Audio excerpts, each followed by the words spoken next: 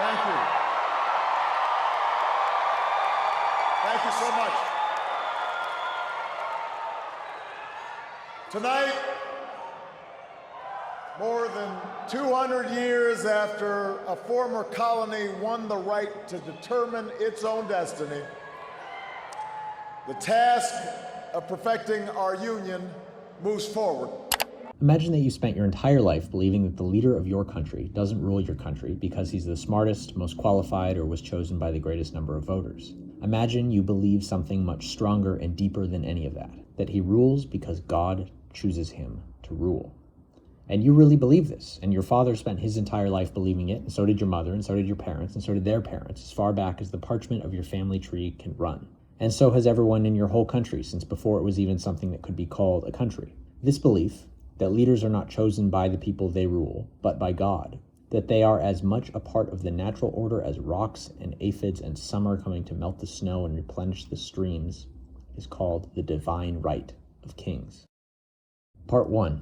Divine right. Louis XIV was called the Sun King, and he was as a god is. Just a king and a half later, Louis XVI, Louis the Last, would be stripped of his power, imprisoned by his own people, and eventually beheaded by a new humane form of execution just coming into use, the guillotine. Just a few years earlier, a group of restless colonists in North America had thrown off their own king and declared the only way a leader could rightly rule a people was with their consent. They had to approve of their leader's decisions. This is a fundamental fork in human history. How did this happen? How did the monarchs of Europe, and indeed much of the rest of the world, go from God's representative on earth to someone who can only rule if the people approve of their decisions? Part 2. Locke. The hardest thing about learning Locke is you already know John Locke. You just don't know him. John Locke, because he was so influential, is responsible for a lot of the deep assumptions we have today about the relationship between people and their government. That government rules by consent of the people. That is, if we don't like what our government is doing, we can change it. That you can speak freely, even criticize the government and not be jailed for it. That you can have and keep private property, and the government is bound to respect your property rights. This is from John Locke.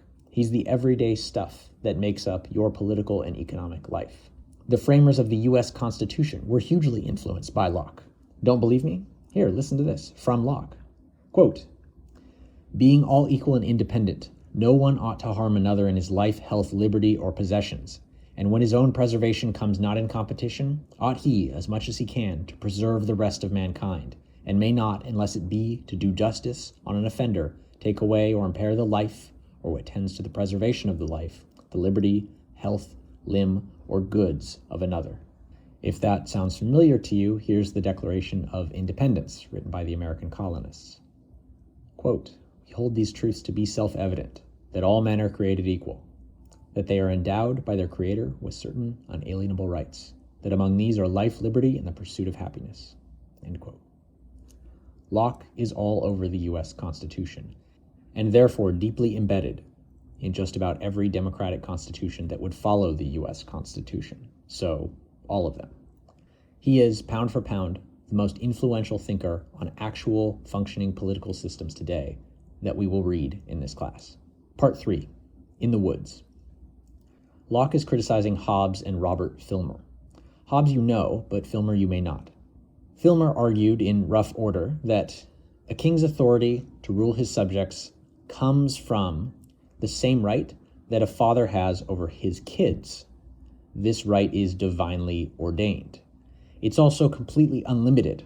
In the same way a father has essentially limitless power over what he can tell his kids to do or not do. It's not meaningfully constrained by any sort of constitution of children or anything.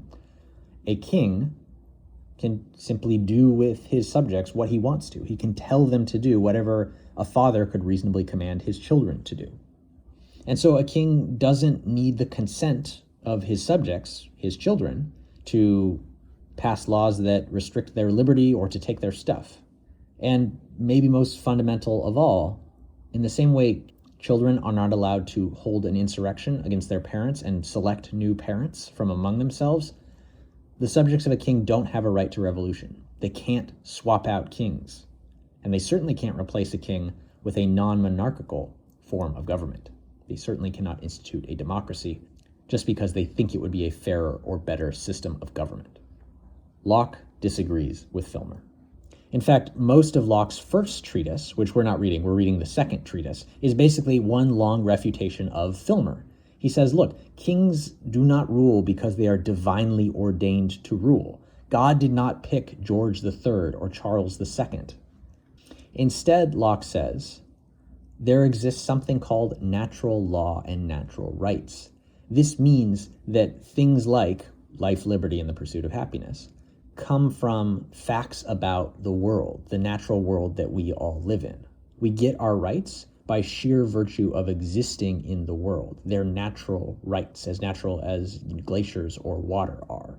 There is a system of right and wrong that exists in the world, and it is natural to the world. It is a system of natural law. Now, this is opposed, we'll talk more about this later, but this is opposed to maybe the idea that law and rights are constructed by human beings in historical and political exchanges. They aren't something you find in nature. Locke says they are something you find in nature.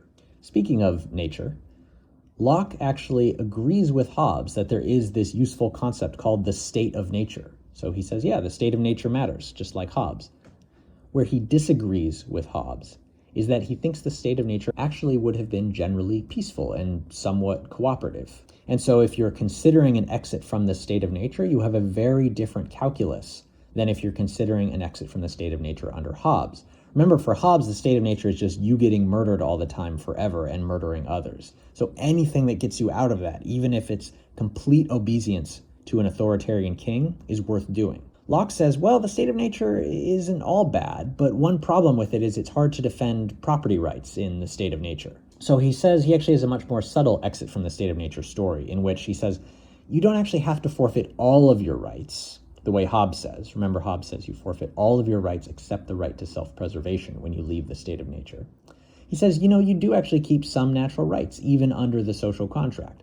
Remember, because these are natural rights, they come straight from your existence in a natural world, they actually can't be given up or abrogated via a social contract. Locke says that there are two different conditions that a government has to fulfill such that a citizen has to obey it. Governments have to, first, respect and protect its citizens' natural right to life, liberty, and property. Okay, that sounds familiar.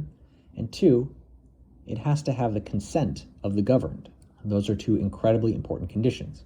And they are both necessary conditions. That is, you can't get by with just one and not the other. If you respect and protect your citizens' natural rights to life and liberty, but you don't have their consent, they can kick you out. And if you have their consent, but you violate their natural rights to life and liberty, you're also illegitimate and should be removed.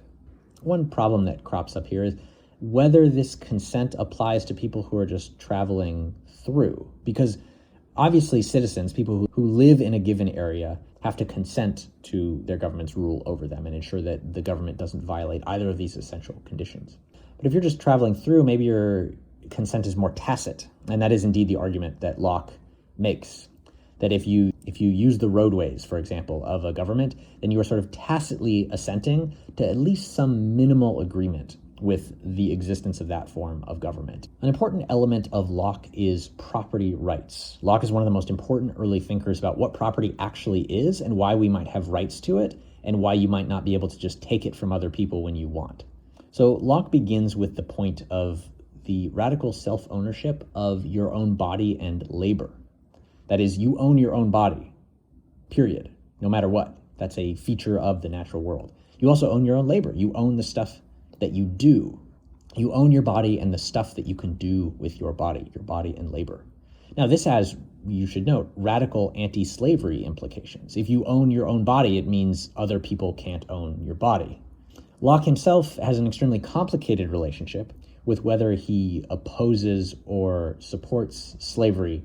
So in the treatises, Locke defends a form of slavery as a punishment. So he says slavery can be legitimate as punishment for a crime, but because of the self-ownership of body and labor, it's not legitimate when it's not punishment for a crime or transgression. Now, in his real life, Locke had a far more complicated relationship to the institutions of British imperialism and the slave trade. Link below for further reading. It is a serious problem if your whole philosophy is based on self-ownership of the body, but then you make specific allowances in your actual life for, say, the transatlantic slave trade. Now, Locke says that the way property is created is that you mix your labor with natural resources. So you can think of this very simply. You go out in the woods, you chop down a tree, you take off the bark and branches, and then you make a log cabin out of the trees that you have chopped down. You have mixed your labor, your actual effort, with natural resources, i.e. trees, to create a log cabin, which is now your property.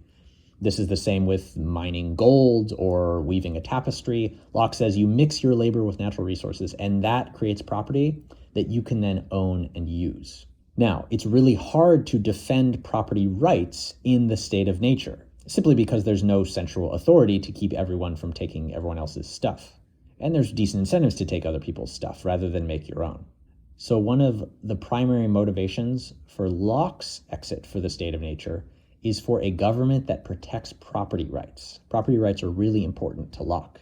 And we get this from him in contemporary governments. Property rights are really important to contemporary governments. I want to talk here toward the end about religious tolerance and freedom of belief. These aren't actually in the second treatise, at least not directly. They're not in the stuff that we had to read for today.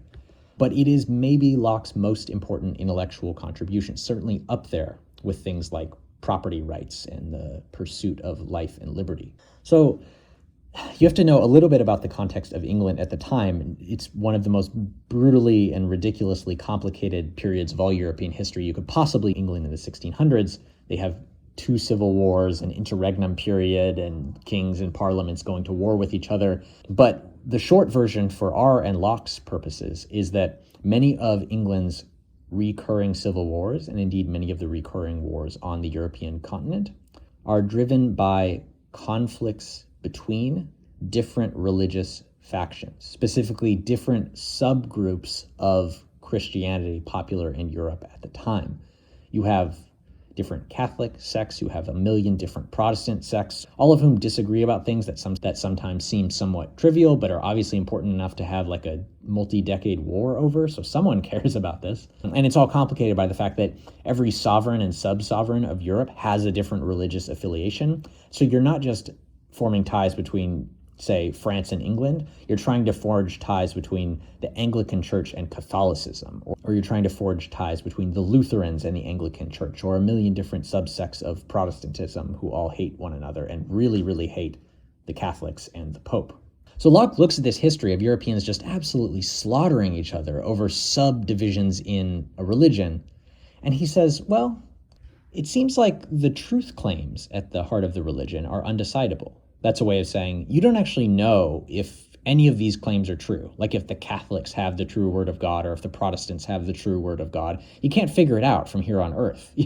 Maybe you find out after you die, but we don't know that either way. So you don't actually know who's right. And you can't, this is kind of the important point. It's not just that you don't know who's right. You actually cannot figure out who's right. It's impossible. And then he says, and even if you could figure out who was right, you can't force people to believe stuff they don't believe. Like you physically can't do it. It's like trying to put spaghetti into a keyhole. It doesn't work. So you can't make people believe stuff by passing laws or winning wars or forcing them to at knife point. So even if you could figure out what was true, you couldn't even get people to follow it. And then he says, point 3, when you actually allow for a diversity of belief, you let people believe different stuff, you actually have more harmony, not less. So if you try to restrict people's belief patterns, and you say you can't be an Anglican, you can't be a Catholic, and on, you create divisions within society. You create opportunities for violence and opportunities to send people to jail and to execute them. All of that actually creates more disharmony than it's worth. So you should just accept that 1, truth claims are undecidable. 2, you can't force people to believe stuff anyway. 3, diversity of belief actually allows for a decent amount of peace in society. So you should just have radical religious tolerance. You should just do this crazy thing called not caring what your neighbor believes. Just genuinely not caring what church your neighbor goes to. It's none of your business. Now, this sounds like common sense to us here in the United States in the 21st century, but it's actually totally radical. Locke was writing at a time when people were stabbing each other to death with pikes over who was an Anglican and who was not. They really cared a lot about this. And Locke just said, look, I don't have a solution. My solution is just forget about the problem. It's not actually a problem. Just move on with your day. Go bake some bread. And that intervention, freedom of belief and religious tolerance, were enshrined in the U.S. Constitution and in the U.S. system going forward. Now, it's true that there's always been strong Christian influences in the U.S. tradition, but that's mostly a demographic thing. There are a lot of Christians in the U.S. But the crucial difference from Europe is that we never actually had a state religion. We never actually elected a king or a president who said, oh, I happen to be a Lutheran, so now everyone has to be a Lutheran or else. That never happened, but that happened in England. It was a huge, huge problem. One of the central causes of Charles I getting his head cut off is that he was trying to make everyone in Scotland use a specific type of prayer book instead of another type of prayer book. I can't make this up. There's a war over this.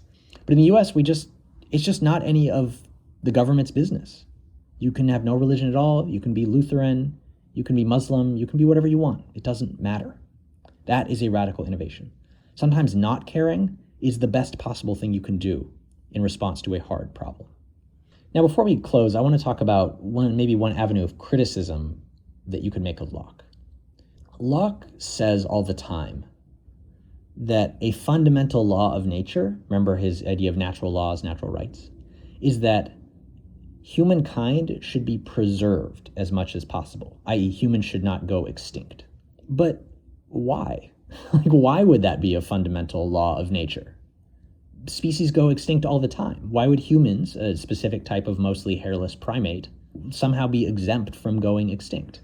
This invites the larger question of whether natural law is even a thing that really exists.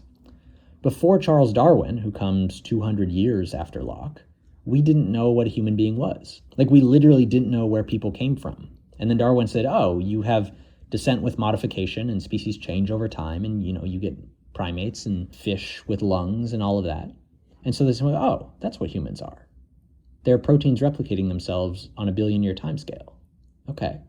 But before Darwin, people didn't know that. Everyone was just guessing about what a human being actually was and where they came from. So that means that everything formulated before Darwin and everything that fails to adequately account for what a human being actually is, that is protein replication in an ecosystem, is sort of guessing about what human beings actually are and might make mistakes, like saying, arguably, some people still believe in natural law, but saying that, oh, nature has inherent laws. And this is something that goes all the way back to Plato and Aristotle.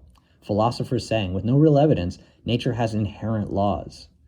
Now, we don't even know if nature has inherent laws. It certainly has apparent observable laws that can be described in equations written by physicists until the next generation of physicists causes them to revise those equations. But we don't have any evidence of these deep, true laws like humankind must be preserved in nature. No, it actually doesn't. If the Earth crashed into the sun tomorrow, humankind would not be preserved. But to give Locke his due, we can say that before Locke, you might argue that we didn't really even know what a government was, at least not in the contemporary sense we have today. We sort of thought a government was for making everyone believe the same thing, or that was one of its central goals. But actually, Locke has sort of taught us that a government is more like creating a space where people can believe different things, but not want to cut each other's heads off and still get things done collectively, even while they disagree. Or that's what we think at this juncture in history.